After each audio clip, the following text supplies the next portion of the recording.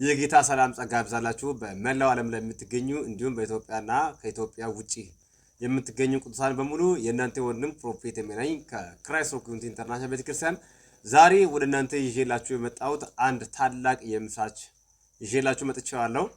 እርሱንም ከእግዚአብሔር ቃል አንድ ስፍራ ላነብላችሁና መልእክቱን ወደ እናንተ ያስተላልፍላችኋለሁ።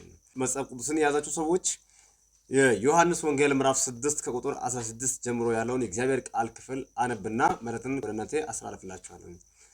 በዚህ ክፍል ላይ እንደዚህ ብሎ ይናገራል። በመሸ ጊዜ ደቀ መዛሙርቱ ወደ ባህር ወረዱ። በቶንካዩም ገብቶ በባህር ማዶ ወደ ቅፍርናሆም ይመጡ ነበር። አሁንም ጨልሞ ነበር። ኢየሱስም ገና ወደ እነርሱ አልመጣም ነበር። ብርቱ ንፋስም ስለነፈሰ ባህሩ ተናወጠ። 25 ወይም 30 ምዕራፍ ከቀዘፉ በኋላ ኢየሱስም በባህር ላይ እየሄደ ወደ ቶንካይቱ ሲቀርብ አይተው ፈሩ። እርሱ ግን እኔ ነኝ አትፍሩ አላቸው። ስለዚህ በቶንካይቱ ሊቀበሉት ወረዱ። ወዲያውም ቶንካይቱ ወደሚሄድበት ምድር ደረሰች ይላል። ከዚህ ክፍል ላይ ለእናንተ የማካፍላችሁ የመልእክቴ ዋና ሐሳብ የሚሆነው ኢየሱስ በአድራሻችሁ ይመጣል የሚል ነው።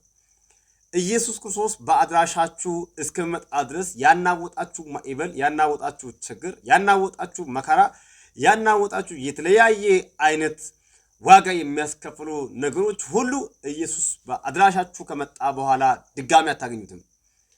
የገረመኝና የደነቀኝ ነገር ኢየሱስ ጋር አብሮ ከነበሩበት ቦታ እነሱ ወደ ቅፍርናሆም መሸት ባለ ጊዜ ለመሄድ ተሳፍሮ ባህር ላይ እየሄዱ በነበረበት ሰዓት ላይ በመርከብ ላይ ሆኑ ሳሉ ወይም በቶንካይቱ ላይ ሆኑ ሳሉ እየሄዱ ሳሉ ቢያንስ 25 ምዕራፍ ከቀዘፉ በኋላ መሃል ላይ እንዳሉ ባህር ላይ ንፋስ ወጀብና ከባድ አውሎ ተነሳባቸው። በዚህ ጊዜ በጣም ተንቀጥቅጦ በፍርሃት ውስጥ ተውጦ ሳሉ ኢየሱስ ባለበት ሆኖ የነሱን መከራን ችግርን ዋጋ የሚያስከፍል ምዕራፍ እንዳጋጠማቸው ካየ በኋላ በአድራሻቸው መጣ።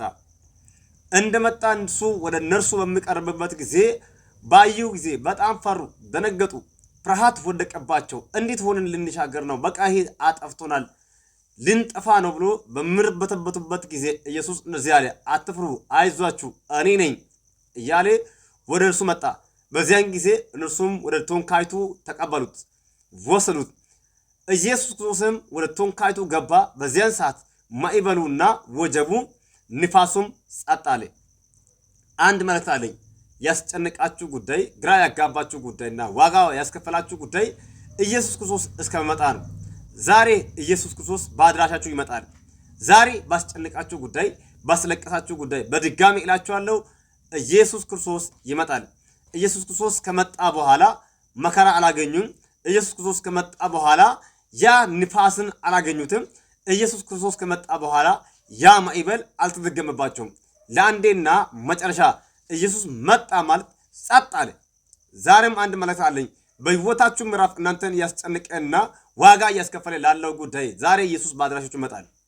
ከዚያም በኋላ በሕይወታችሁና በዘመናችሁ ላይ ዋጋ እያስከፈለ የቆየ ምዕራፍን ድጋሜ አታገኙትም። እግዚአብሔር አምላክ ከዛሬ ቀን ጀምሮ ላስጨነቃችሁ ጉዳይ ሁሉ ድንበር ያቆማል። ኢየሱስ ወደ እነሱ እንደደረሰ ቶንካይቱ ወደሚሄድበት ምድር በሰላም ሄደች፣ በሰላም ደረሰች። እነሱም ወደ ምድር በሰላም ወጡ። በምድር ላይ ቆሞ እግዚአብሔርን አመሰገኑ። እንዲህም ዛሬ በተለያየ አይነት ችግር ውስጥ የምትገኙ ሰዎች እግዚአብሔር በድል ያወጣችኋል። ወዳሰባችሁበት፣ ወዳቀዳችሁበት፣ ወዳለማችሁበት ኢየሱስ ክርስቶስ በድል ያደርሳችኋል። ክብር ምስጋና ለናዝሬቱ ኢየሱስ ክርስቶስ ይሁን። እርሱ እስከመጣ ነው ዋጋ ያስከፈለው። እርሱ እስከመጣ ነው ግራ የተጋባችሁ። እርሱ እስከመጣ ነው ያለቀሳችሁት። ከዛሬ ቀን ጀምሮ አታለቅሱም። ኢየሱስ በአድራሻችሁ ይመጣል። ኢየሱስ በአድራሻችሁ ሲመጣ ከሚሆነው አንድ 3 ወሳኝ ነጥቦችን ካነሳው በኋላ መልእክቱን አጠቃልላችኋለሁ። ኢየሱስ በአድራሻችሁ የመጣበት ሌላኛው ምዕራፍ በአንደኛ ነገሥት ምዕራፍ 19 ላይ ከቁጥር 1 ጀምረን በመናይበት ጊዜ የአምላካችን የእግዚአብሔር ቃል በዚህ ክፍል ላይ እንደዚህ ብሎ ይናገራል። አካብም ኤልያስ ይህን ሁሉ እንዳደረገ ነቢያትንም ሁሉ በሰይፍ እንደገደለ ለኤልዛቤል ነገራት። ኤልዛቤልም ነገ በዚህ ጊዜ ነፍሴ ከእነዚህ እንደ አንዲቱ ነፍስ ባላድርጋት አማለት ይህን ያድርግብኝ፣ ይህን ይጨምርብኝ፣ ብላ ወደ ኤልያስ መልእክተኞችን ላከች። ኤልያስም ፈርቶ ተነሳ፣ ነፍሱንም ሊያድን ሄደ። በይሁዳ ወዳለው ወደ ቤርሳቤ መጥቶ ብላቴናውን በዚያ ተወ። እርሱም አንድ ቀን የሚያህል መንገድ በምድረ ባዳ ሄደ። መጥቶም ከክትክታውም ዛፍ በታች ተቀመጠና ይበቃኛል፣ አሁንም እኔ ከአባቶቼ አልበልጥምና ነፍስን ውሰድ ብሎ እንዲሞት ለመነ። በክትክታውም ዛፍ በታች ደም እንቅልፍንም አንቀላፋ። እነሆም መልአክ ዳሰውና ተነስተ ብላ አለው። ሲመለከትም እነሆ በራሱ አጠገብ የተጋገረ እንጎቻና በማስሮ ውሃ አገኘ። በላም ጠጣም፣ ተመልሶም ተኛ። የእግዚአብሔር መልአክ ደግሞ ሁለተኛ ጊዜ መጥቶ ዳሰውና የምትሄድበት መንገድ ሩቅ ነውና ተነስተ ብላ አለው። ተነስቶም በላም ጠጣም። በዚያ ምግብ ኃይል እስከ እግዚአብሔር ተራራ እስከ ኮሬብ ድረስ 40 ቀንና 40 ሌሊት ሄደ። ክርስቶስ ኢየሱስ በአድራሻችሁ በመጣበት ጊዜ ተስፋ ቆርጣችሁ ከተኛችሁበት በኃይል ትነሳላችሁ። እርሱ በአድራሻችሁ ሲመጣ በክብር ትነሳላችሁ። ኤልያስ የተባለው ታላቅ ነቢይ በብሉይ ኪዳን ውስጥ አሉ ከሚባል ከኃያላን ነቢያት መካከል አንዱ የሆነው ይህ ታላቅ ሰው ከዕለታት በአንድ ቀን በጣም ኃይለኛ ከባድ የሆነ ችግር ገጠመው።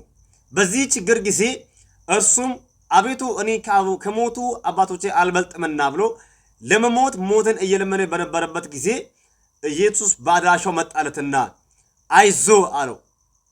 የእግዚአብሔር መልአክ መጣና ጎድኑ መጥቶ ኤልያስን ተነስ አለው። ብድግ ብሎ ተነሳ። ሲመለከትም እነሆ በራሱ አጠገብ ላይ የተጋገረ እንጎቻ አለ፣ የሚጠጣ ነገር ተዘጋጅቷል። ይሄን ነገር ባየ ጊዜ በላም ጠጣም፣ ተመልሶም በድጋሚ ተኛ። ምክንያቱም ከመጣው ወጀብና ከመጣው አስቸጋሪ ነገር የተነሳ ልቡ ሊያምን አልቻለምና ወደፊት የሚሄድ ተስፋ አሁንም አልተነሳሳም ነበር። በቃ አለ፣ ይሞታል አለ፣ የመጨረሻ ነው አለና ድጋሚ በቦታው ተኛ። በተኛ ጊዜ ግን ድጋሚም የእግዚአብሔር መልአክ መጣ። እንደመጣም ደግሞ ቀሰቀሰው። ተነስተ ብላ አለው። የምትሄድበት ሌላ ምዕራፍ አለ አለው። ተነስቶም በላ ጠጣ። በዚያን ጊዜ ኃይል አገኘ፣ ጉልበት አገኘ። በዛው በመገበው ምግብ ኃይል፣ በእግዚአብሔር ምግብ ኃይል እስከ እግዚአብሔር ተራራ እስከ ኮሬብ ድረስ 40 ቀንና 40 ሌሊት የሚሄድ አቅምና ጉልበትን አገኘ። ድካሙን አራግፌ በኃይል ታጥቆ ተነሳ። እግዚአብሔር በአድራሻችሁ በመጣ ጊዜ ጉልበታችሁ ይታደሳል፣ ኃይላችሁ ይታደሳል፣ ተስፋችሁ ይለመልማል። የምትጓዙበት ምዕራፋችሁ ቀላል ይሆናል። ብቻችሁ ብዙ ሞክራችሁ ዋጋ ከፍላችሁ ያቃታችሁ ሰዎች ዛሬ ኢየሱስ በአድራሻችሁ ይመጣል። ከአዲስ ነገር ጋር ያገናኛችኋል። ከአዲስ ነገር ጋር ተገናኝታችሁ በምትነሱበት ጊዜ ጠላቶቻችሁም ወዳጆቻችሁም ጭምር አይቷችሁ ይደነቃል። ሁለተኛ ሐሳብ የሚሆነው ለዘመናት ዋጋ ከከፈላችሁበት ቦታ የአድራሻ ለውጥ ይሆንላችኋል። ለአንዴና መጨረሻ ድጋሚ እዛ ቦታ ላይ ላትገኙ እግዚአብሔር የአድራሻ ለውጥ ያደርግላችኋል። የሐዋርያት ሥራ ምዕራፍ 3 ከቁጥር 1 ጀምረን በምንመለከትበት ጊዜ ጴጥሮስና ዮሐንስ በጸሎት ጊዜ በ9 ሰዓት ወደ መቅደሱ ይወጡ ነበር ይልና ወደ መቅደሱም ከሚገቡ መጽዋዕትን ይለምን ዘንድ ሰዎች ተሸክሞ መልካም በሚሏት መቅደስ ደጅ በየቀኑ ያስቀመጡት የነበሩ ከእናቱ ማኅፀን ጀምሮ አንካሳ የሆነ አንድ ሰው ነበር። እርሱም ጴጥሮስና ዮሐንስ ወደ መቅደሱ ሊገቡ እንዳላቸው ባየ ጊዜ መጽዋዕትን ለመናቸው። ጴጥሮስን ከዮሐንስ ጋር ትኩር ብሎ ወደ እርሱ ተመልክቶ ወደኛ ተመልከት አለው። እርሱም አንድ ነገር ከእነርሱ እንዲቀበል ሲጠብቅ ወደ እነርሱ ተመለከተ። ጴጥሮስ ግን ብርና ወርቅ የለኝም፣ ይህን ያለኝን ግን እሰጥሃለሁ። በናዝሬቱ በኢየሱስ ክርስቶስ ስም ተነሳና ተመላለስ አለው። በቀኙም እጁን ይዞ አስነሳው። በዚያን ጊዜ እግሩና ቁርጭምጭሚቱ ጸና፣ ወደ ላይም ዘሎ ቆሜ ይመላለስም ጀመረ። እየተመላለሰም እየዘለለም እግዚአብሔርንም እያመሰገነ ከእነርሱ ጋር ወደ መቅደስ ገባ። ሕዝቡም ሁሉ እግዚአብሔርን እያመሰገነ ሲመላለስ አዩት። መልካም በሚሉአት በመቅደስ ደጅ ስለ መሥዋዕት ተቀምጦ የነበረው እርሱ እንደሆነ አወቁት። በእርሱ ከሆነው የተነሳ መደነቅና መገረም ሞላባቸው ይላል። በዚህ ክፍል ላይ እንደምንመለከተው ይህ ሰውዬ ከተወለደበት ቀን ጀምሮ አንካሳ ነው፣ ሽባ ነው፣ መንቀሳቀስ አይችልም ነበር። ታስሮ ያለው ሰው ነው። ከተወለደበት ቀን ጀምሮ ሽባ አንካሳ የሆነ ሰው ነው። መጽሐፍ ቅዱስ በምናገርበት ጊዜ ይህ ሰውዬ ከ40 ዓመት ያላነሰ ትልቅ ሰው እንደሆነ የእግዚአብሔር ቃል ይናገረናል። በዚህ ክፍል ይህ ትልቅ ዕድሜ እስከሚሆን ድረስ ከልጅነቱ ጀምሮ አንካሳ ሆኖ ሽባ ሆኖ ሰው ተሸክሞ እያመጣ በመቅደስ ደጅ ላይ እያስቀመጠ የነበረ በዛ ቦታ ላይ የሚታወቅ በሚለመንበት በዛ በሚቀመጥበት በመልካም መቅደስ ደጅ ላይ ታውቆ የነበረ ሰውዬን በዕለታት አንድ ቀን በነ ጴጥሮስና ዮሐንስ አማካኝነት እግዚአብሔር መጥቶ ከተቀመጠበት ቦታ አስነሳው። ለአንዴና መጨረሻ ከዛ ቦታ ላይ ምዕራፉን ቀይር። ለመግባት ተከልክሎ የነበረበት ቤተ መቅደሱን ዘሎ እግዚአብሔርንም እያመሰገነ ከእግዚአብሔር ጉባኤ ጋር እንዲቀላቀል ምክንያት ሆነ። ዛሬም አንድ መልእክት አለኝ። እግዚአብሔር ከወደቃችሁበት አስነስቶ ለአንዴና መጨረሻ የአድራሻ ለውጥ ያድርግላችኋል። ይህን መልእክትን የተቀበላችሁ ያላችሁ ሰዎች በተለያየ በማይመጠናችሁ ምዕራፍ ላይ ቁጭ ብላችሁ እግዚአብሔርን ቀን እየጠበቃችሁ ያላችሁ ሰዎች ዛሬ ለእናንተ መልእክት አለኝ። እግዚአብሔር በድንገት ያወጣችኋል። እግዚአብሔር በድንገት ይቀይራችኋል። እግዚአብሔር በድንገት ይለውጣችኋል። እግዚአብሔር በተአምር ያወጣችኋል፣ ያስገባችኋል። አሜን ብላችሁ ለተቀበላችሁ ሁሉ ይሄ የእግዚአብሔር ቃል በሕይወታችሁ ላይ ይሆናል። ሰውዬ እያመሰገነ ከእግዚአብሔር ጉባኤ ጋር በሚቀላቀልበት ጊዜ የሚያውቁ ሰዎች በሰሎሞን ደጅ መመላለሻ ላይ የነበሩ ሰዎች ይህ ሰውዬ ራሱ ነው ወይስ ሌላ ነው እያሉ መደመነባበርና መደነቅ መገረም ሆነባቸው፣ ሞላባቸው ይላል። ብዙ ሰዎች ለማመን ተቸገሩ። ብዙ ሰዎች ደግሞ ተረዱበት። የእግዚአብሔር ዓላማ በእርሱ ላይ ሆነ። የአድራሻ ለውጥ ሆነለት። ይህ ሁሉ የሆነው የእግዚአብሔር አምላክ አመጣጥ በአድራሻው ሲሆን ነው። ዛሬም አንድ መልእክት አለኝ። እግዚአብሔር አምላክ በአድራሻችሁ ይመጣል። እርሱ ሲመጣ የናንተ በአንድ ቦታ ላይ የምታውቁበት መታወቂያችሁ ጭምር ይቀየራል። ህይወታችሁ ይለወጣል። በእያንዳንዱ አካሄዳችሁ የእግዚአብሔር ታላቅ ጉብኝት በህይወታችሁ ላይ ይሆንላችኋል። ይሄ ሁለተኛ ሐሳብ ሲሆን ሶስተኛና የመጨረሻ ሐሳብ የሚሆነው እግዚአብሔር በአድራሻችሁ በሚመጣበት ጊዜ የተቀበረባችሁ ጉዳይ ከእንደና ሕያው ይሆናል። እግዚአብሔር በአድራሻችሁ መጣ ማለት ሞት የሚባለው ነገር አይሰራም። እግዚአብሔር በአድራሻችሁ መጣ ማለት ተቀበረ የሚባለው ነገር አይሰራም። እግዚአብሔር በአድራሻችሁ መጣ ማለት ሸተተ የሚባል ነገር በእናንተ ህይወት ላይ አይሰራም። በጣም የገረመኝና በጣም የደነቀኝ ነገር በዮሐንስ ወንጌል ምዕራፍ 11 ላይ ከቁጥር 28 ጀምረን በምንመለከትበት ጊዜ አንድ በጣም የሚያስደንቀን ነገር አለ። ኢየሱስም ደግሞ በራሱ አዝኖ ወደ መቃብሩ መጣ ይላል። እርሱም ዋሻ ነበር፣ ድንጋዩንም ተገጥሞበት ነበር። ኢየሱስም ድንጋዩን አንሱ አለ። የሞተውም እህቱ ማርታ ጌታ ሆይ ከሞተ 4 ቀን ሆኖታልና አሁን ይሸታል አለችው።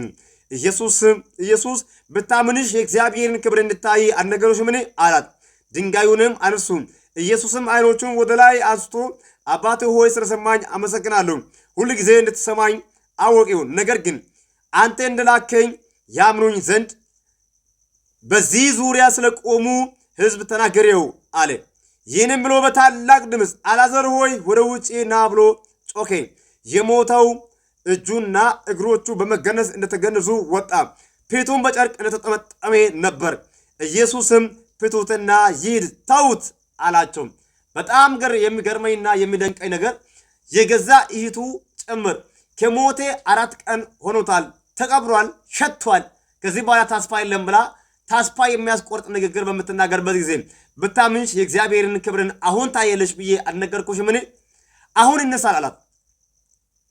የሞተውን የተቀበረው ድንጋይ የተገጠመበትን አሁን ይነሳል አላትና በአድራሻው መጥቶ ከተቀበረበት ድንጋዩን ከተገጠመበት አንስቶ ከመቃብር ውስጥ አልዓዛርን የሞተውን አልዓዛር ሆይ ብሎ በመጥራት ድምፁን በማሰማት የሞተውን ከመቃብር ውስጥ አወጣ። እርሱ በአድራሻችሁ ከመጣ በሕይወታችሁ ላይ ሞት የሚባለው ነገር ሕያው ይሆናል። እርሱ በአድራሻችሁ ከመጣ በሕይወታችሁ ላይ ተቀበረ የምትሉት ጉዳይ ከተቀበረበት ይወጣል። ዛሬ ለእናንተ አንድ መልእክት አለኝ። እግዚአብሔር በታምር ከእንደገና ያነሳችኋል። ከእንደገና ተስፋችሁ ይለመልማል። ከእንደገና የአድራሻ ለውጥ ይሆንላችኋል። ከእንደገና የሞተባችሁ ነገር ሕያው ይሆናል። እግዚአብሔር ያስጠንቃችኋል። ተባርካችኋል። ይሄ ማለት ለእናንተ ከተቀበላችሁ በኋላ ሌላ ሰዎችም እንደርስላቸው ሼር በማድረግ እንድትተባበሩ ይሁን።